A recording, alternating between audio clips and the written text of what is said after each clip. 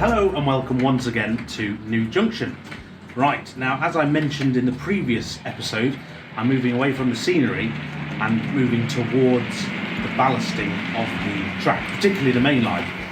Now, before we get anywhere near the ballasting, there's a bit of preparation I like to do, and that's almost put down details, relatively an early stage, another layer to the scene, but putting down the details which would be I suppose ballasted around, and it's easier if you put the details down first.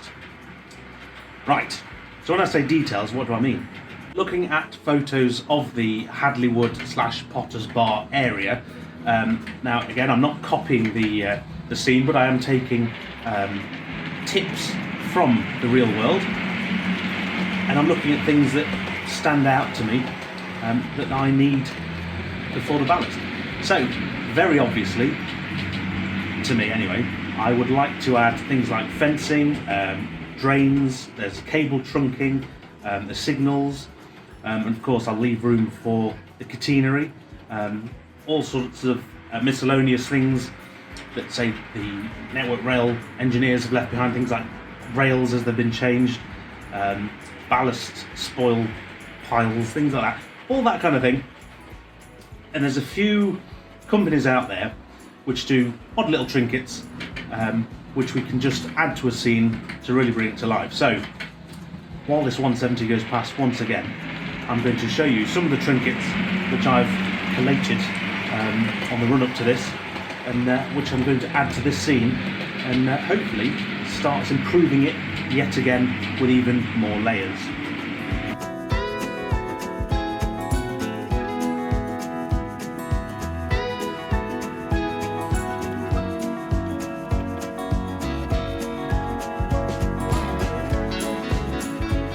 So while I just let my 170 keep running around and warming back up after a few years hiatus in a cabinet, some of the details. I have some Will's modern image fencing, which every modern image layout needs. A gazillion packs of West Hill Wagon Works bits. I mean, this is all cable trunking, things like this. We've got Lineside electrical termination boxes, electrical cabinets, more cable trunking packs, speed signs. It's just absolutely endless. I've got some, as you can see, Dapple catenary. Now, I don't think I'll be using this at the end, finally, but this came off the original New Junction, and it's a great way just to mark in place roughly where I think the catenary will go, particularly around the tunnel. Now, whatever I use, I will be using magnets to attach this to the baseboard, so for two reasons. One is it can come off for track cleaning, and the other one is if I want to change era, I can do simply by removing it off the layout. And another thing is, when I've been going through my track, I've been saving the rails, cutting them up into realistic lengths, and paint them up with steeper grime, and they make excellent details which go on top of ballast, to be fair, and go on the line side.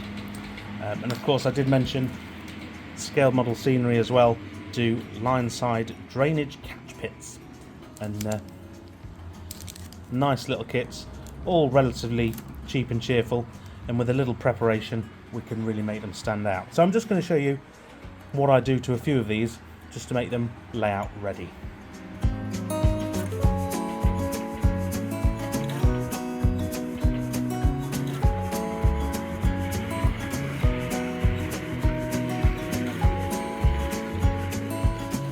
So if we start with the fence, which is a nice and simple one, Will's kit, modern image fencing, nice and easy. It comes grey, basically, fresh injection moulding. Now, most modern image scenes I see, particularly out in the countryside, the fence is actually green. So very simple. Take this out of the packet, put it in a box, take it outside and spray it. Now I use the Humbrol acrylic sprays. Now this is Brunswick Green 3. To be fair, you can't really go wrong with a dark green, and if you can find it either using a sort of Halford's car spray if you get them cheaper, or something like this if you can pick them up nice and easy. So that is a very easy one to get on with, and of course dries very quickly. A couple of spray pasts, cut it out, and it's ready to go on the layout. Right, on to the next one. So moving on to the Scale Model Scenery Lineside kits. Now, the joys of companies like Scale Model Scenery and Westall Wagonworks is they do endless accessories for your layout, for detailing. So well worth checking them both out. Now, it's non-affiliate, but as I say, they're around. Use them, they make your layouts better. So, very simple with these kits, as you'd imagine. You've got two parts to a single kit, so you've got the actual drainage tops, which are blue, and then of course you've got the frames which form the sides. If I show you, that's how the side, or the frame, sorry, actually manifests itself. Now, because this is laser cut wood or ply, I tend to find if I was just to paint that, the sort of burnt colour would still come through. So if you want to paint that, it's always worth looking at either sealing it with some form of varnish before painting it. These bits, however, will take paint very easily, and I'll show you very quickly how I do that. So once again, looking at prototype photographs, we can see that these cover tops, which stand out quite well, mainly because they're blue on a greenish scene. So these will need painting blue. Now, one thing I try and do is not paint them neat blue. So for example, I've got this acrylic paint. Now if I was just to paint that, these would be very striking and very blue, but they wouldn't blend in very well. So I'm actually going to lighten this down with a bit of white paint. So one thing I was told a while ago was if you are going to put some detailing in, it's always best to do it in batches, particularly if you're going to paint it yourself, because even if the colour is right or wrong, because it can be any colour, the fact that they would have been made in a factory at the same sort of time, using the same sort of plastic in real life, they'll look the same. So as long as you paint them all and they're all the same colour, that adds a sort of uniformity to the overall layout, which is quite pleasing to the eye. So yeah, let's get that done.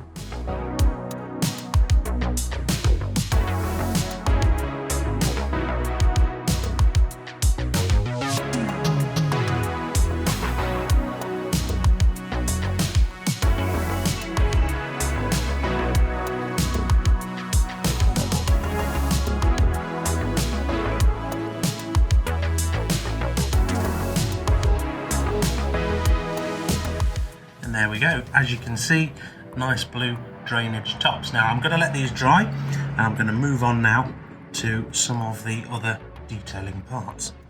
So moving on to the 3D printed parts from Westall Wagonworks. Now things like these are the cable trunking. Now I'm going to give it a try because the details tend to be a tad, in my view, better than the card equivalent, because although it's very difficult to see on this white piece of plastic, they are embossed and textured, and once painted up, that'll all stand out. Now you'll notice I've got my track snips in one hand. Now all of these come mounted on their bases, and they all need taking apart. So that's the first job.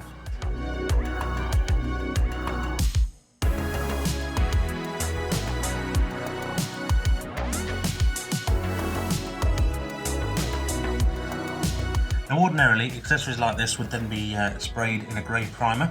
But typically, my grey primer has run out, so I'm going to, just for the sake of this video, place them on the layout in their white plastic form.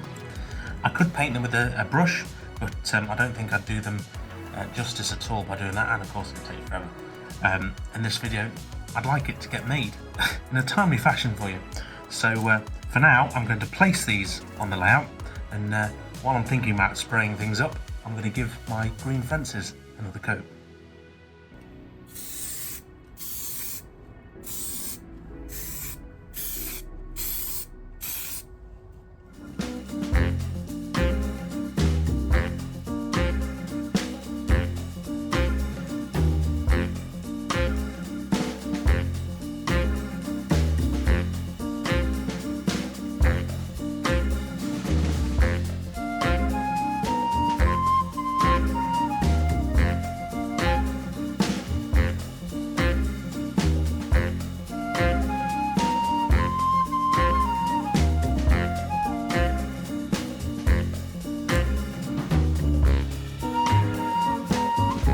And there we are. As you can see, lots of little bits come together to make the beginnings of a rather intricate scene, dare I say it. Now, as you probably guessed, the catenary masts and the fence aren't in position at all because I'm going to be doing a lot of ballasting, a lot of track, so I don't want to put these in the way, because when I'm painting and ballasting, etc., I might snag them and rip them out of the scene. So I've just laid them here for now, but the idea is the security fence will go all the way from that side of the bridge all the way around in a nice circular loop, and it matches the real thing. So I'm going to try and do it so there's no sharp edges to the fence and it curves around nicely. And then the idea being is on the inside of the fence will be your ballast, then your low-lying shrubbery, bushes, etc. Behind the fence will probably be trees, woodland, etc. to break up the scene, and that'll really sort of focus in the eye to the track, to the trains. Hopefully that's what we'll achieve. So I mentioned not putting the fence in because of painting and ballasting. Now, in true Blue Peter fashion, here's one I made earlier. Now, this is a piece of plywood which I have put together earlier. It's just a scrap piece of plywood. I've laid 4 pieces of track, same width apart as the main lines here. I've added some of the ground texture, and what I'm using it for is to practice painting of the track and seeing what does what with a sort of hand-finished look. Now, I'm going to bring you closer into this so we can, so I can explain what I've done to get this far.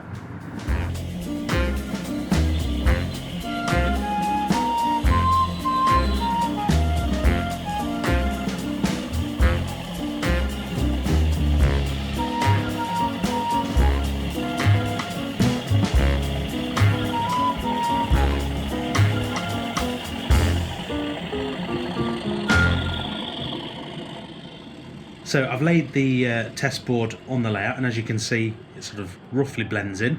Now, to get to this stage, which was my first practice run, I've actually painted the sleepers grey in the first instance. Then I've painted the sides of the rails. Then I've added the ballast, and then I've added watered down brown and black paint via a dropper. Now, I quite like the effect. There's a lot of things I'd change about this. So, for example, this particular one had a dry brush of black in the centre, just to sort of simulate oil, and maybe where freight has been passing. And also the ballast itself has taken quite a bit of the colour and actually discoloured since the gluing, as well as the wash layers. So what I'm going to do is basically try and perfect this method onto these two, which I'll take you along for the journey, and I'll hopefully have some half-decent results. I've placed the small test board down on the layout just here because it's right underneath a light, and lighting is crucial to try and get the best visuals from the colours, because it doesn't half change. Once it's painted, the look of the track changes completely depending on how much light there is, just like the real world. So, very quickly, I'm going to run you through exactly what I've got. I feel very art attack right now. So, I have dug back out my brown acrylic paint, PVA glue. I've got 2 tubs of ballast. I've got a modern image ballast and a limestone, which is much brighter than the modern image stuff. So this is a sort of grey, very similar to the wooden scene. It's fine blend, and that will become clear later. Various brushes. I've got acrylic paint in grey and black, and I've also got a rust wash from Humbrol. What you've got in these two, these are old spray can lids. As you can see, I've got washes pre-made up, and of course I thought, rather than get rid of them, I'll keep them. And in this weather, this cool temperature, doesn't go anywhere. And I've also got, for the ballast, I've got my PVA washing up liquid mix. And I've also got, sign of the times, I couldn't find a dropper, so I raided a COVID test, and I got myself one of the droppers out of the test, which proved very handy at not only testing yourself, but also for adding colour and glue to the track work. Right, so the first stage is I'm going to get some of the grey acrylic out, and the same again, I'm just going to put a dab on a piece of plastic and then using a brush just paint the sleepers. Now top tip, I did notice with the first venture that this stage left quite a bit of streaking just using paint on the brush. So what I've done is I've dipped the brush in one of the washes, just to basically moisten, can't talk. Dipped the brush in one of the washes just to basically add a bit of moisture, and then putting it in the paint, and hopefully that should stop so much streaking. And then very simply, straight down the sleepers.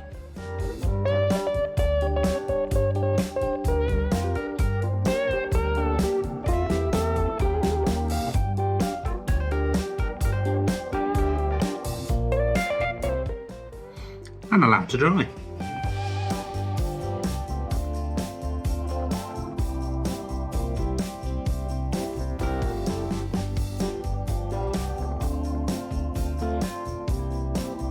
So what I've done is I've added a second coating of the Humbrol Rust wash now, and of course if you're like me and you can't paint with a camera right there, just take your previous brush and just go over some of the sleepers just to touch it up. But remember though, the real world isn't perfect, so although you're trying to get a uniform look, you don't want a perfect look by any means. Right, so that's dry, and I am cheating because I'm using a hairdryer. Now it's time to ballast this scene. So I have 2 ballasts I've picked out of the spares box. Now I'm going to go with the grayer option, which is very similar to the Woodland Scenics grey blend, funnily enough. Now this is called the Modern Ballast, and it's fine. So all I'm going to do is sprinkle this on. Now this will be grayer, shall we say, compared to the limestone, which I'm then going to use at the end to accent the grey ballast. So let's get ballasting.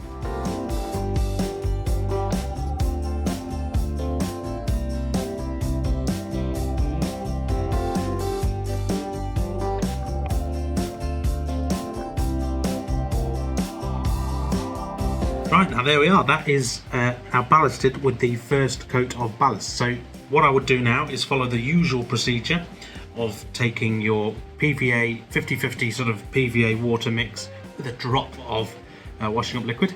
You could pre-spray this with isopropanol alcohol as well, just to help surface tension and disperse the glue. However, I don't do that, so I'm just going to add the glue level on now. And of course, particularly I've noticed with the Hatton's ballast, it's fairly dusty because it's made of the real thing. So it does actually lend itself when you're painting a weathering track, because it starts to look realistic with the dusty look.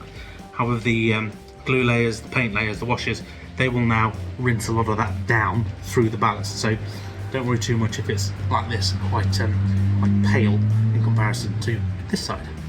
So let's get on with the gluing.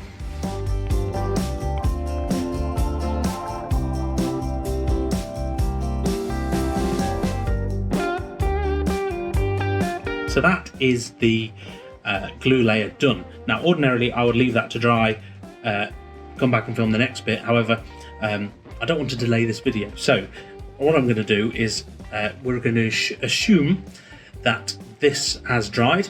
The next stage is literally personal preference, but I would take my dropper again and using the various coloured washes.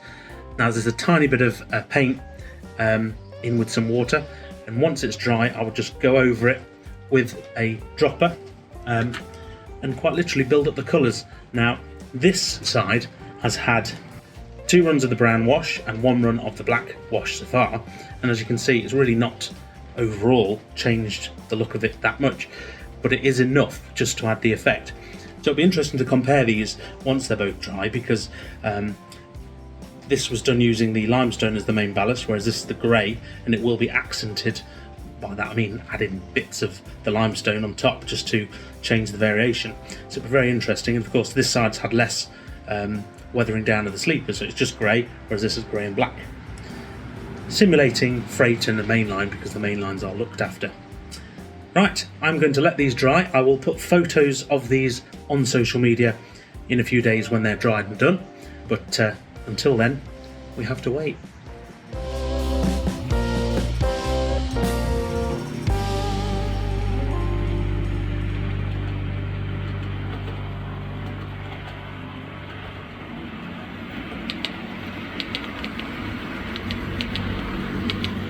And there we go.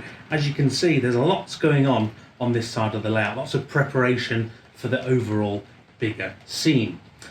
I think you'll agree the layout, once I've decided on which way to go down the route of ballasting, will change very quickly on this side of the layout. Of course, you may have realised I've not mentioned the heritage line at all. That's because I approach painting wooden sleeper rail differently to concrete. So watch this space. So as ever, it's been one of those episodes where it's going to be quite divisive in the sense of everyone's going to have their own opinion, which is fantastic. So do share below your feedback, comments down below in the comments under this video. I'd love to hear your suggestions how to improve, or maybe if it's the first time you've seen something like this, do let me know. It's all part of the fun, all part of the learning curve. And I would recommend anyone in a similar position as myself, do make yourself a test piece just to practice on, particularly with ballasting, even if you're only ballasting rather than painting. So all that leaves me to say now is thank you very much for watching. I have a rather fun episode next, coming with a unique way of how to make some coarse bushes for the layout, which hardly cost a thing, so that's a bit of fun. You'll have to watch this space for this one, hopefully next week, touch wood, but we'll see how we go. But until then, I want to say a big thank you very much to watching. Don't forget, if you don't subscribe, feel free to. And of course, like and comment on this video, should you wish. Big thank you to the channel patrons. Of course, we have a lot of fun behind the scenes, seeing the update photos coming first of the progress here on New Junction. And of course, I'll see you very soon in the next one. And of course, we're only a few weeks away now from the Worley Model Railway Show at the NEC, the National Exhibition Centre, toward the end of November. So if you are popping along to that, I of course will be there on the Acura scale stand, so do pop along and say hello and come and see our latest 00 gauge announcements. Ooh. Right, thank you very much for watching, take care, and I'll see you very soon. Bye for now.